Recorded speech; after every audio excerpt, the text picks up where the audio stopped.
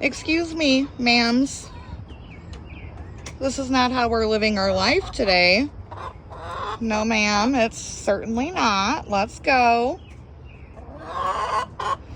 Big Mama, I don't care. You're not supposed to be up here, and you know it. Up here.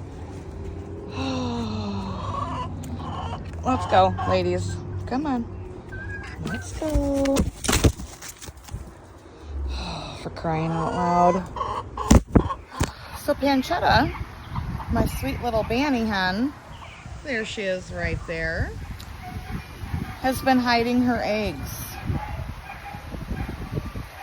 I think she thinks she needs to have babies. Yep. There they are.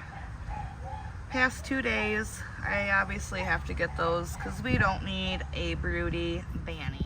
My dogs also killed a groundhog.